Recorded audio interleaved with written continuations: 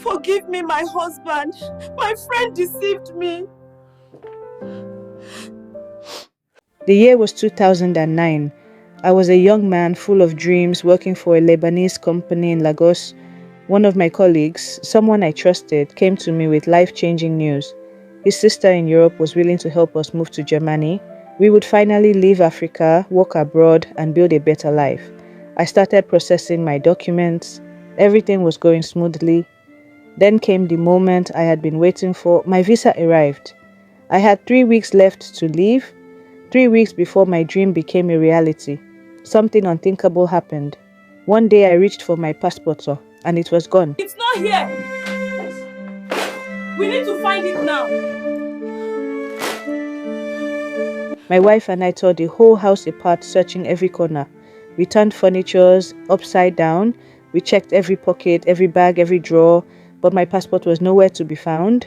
Day after day we searched. Night after night I prayed, but it was gone. The day of my flight came, and I couldn't go. My friend left Nigeria for Germany and I stayed behind, crushed. I mourned that day as if I had buried a loved one. My dream had died. I stayed behind, working for the Lebanese company, trying to move on. But life had other plans. In 2016, the Lebanese company folded suddenly due to financial reasons. I was jobless. With the little I had, left. I tried to look for a job in other companies, but no space. I have no other option than to turn my car to taxi. So I started town service taxi. I was hustling to survive, not knowing that life was about to throw me another curveball. One evening, my pastor called. He is at home waiting for me. I was surprised and decided to go home. But what I saw in my house made my heart stop, as if someone has died. My wife, our district pastor, my wife's elder brother, her sister, all waiting for me. The atmosphere was strange, heavy and silent. I thought someone had died. The pastor spoke first. Don't panic. We have good news for you. Then he handed me something I thought I'd never see again. It was my missing passport. I was stunned. I couldn't speak. I wanted to know where they had found it. But before I could ask, my wife fell to her knees, tears streaming down her face. Forgive me, my husband. My friend deceived me.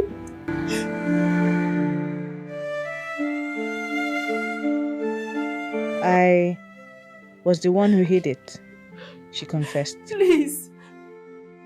I removed her hands from my legs and walked outside in silence. My mind was spinning. After much pleading from the pastor, a man I respected deeply, I went back inside to listen to her explanation. She told me everything. She said, when she heard I was going to Germany, she was so proud that she shared the news with a close friend at work. But instead of celebrating, that friend poisoned her mind. My wife said a friend told her, if your husband leaves to abroad, now I have only one child, and my marriage is not up to 2 years, he'll forget you. He'll forget your young child. He'll marry a white woman. You'll lose him. I listened in silence as she continued. My wife asked her friend, what should I do? Her friend said, take his passport. Without it, he cannot travel. And so she did. My wife stole my passport, gave it to that friend, and my dream was destroyed. Years passed. One day, my wife went to visit that same friend. The woman wasn't home, but her children were at home. They told my wife their father was traveling to Canada, so their mother escorts him to the airport. Shocked, my wife called their friend.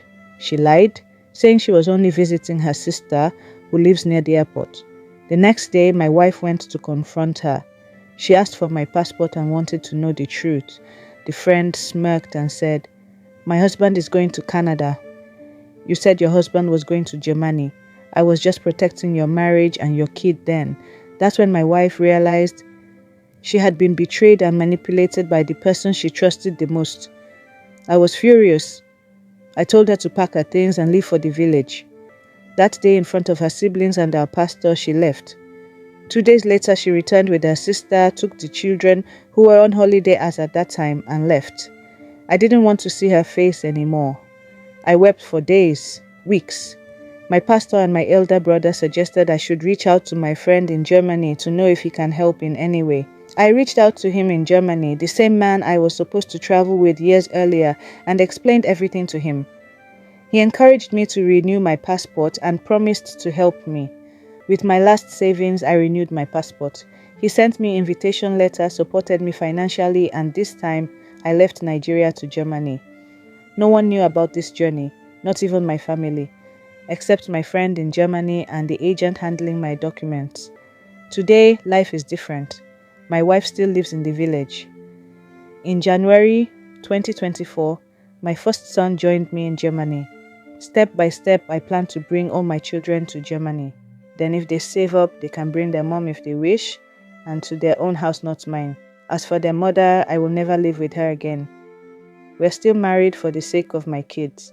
I have 3 boys and 2 girls, and I won't like to put them through the pains of broken home. Every month I send them good money for feeding and upkeep. My European long-time girlfriend knows this entire story, and she stands by me. From this painful chapter of my life, I learned a powerful lesson. Make it a must to keep your progress private.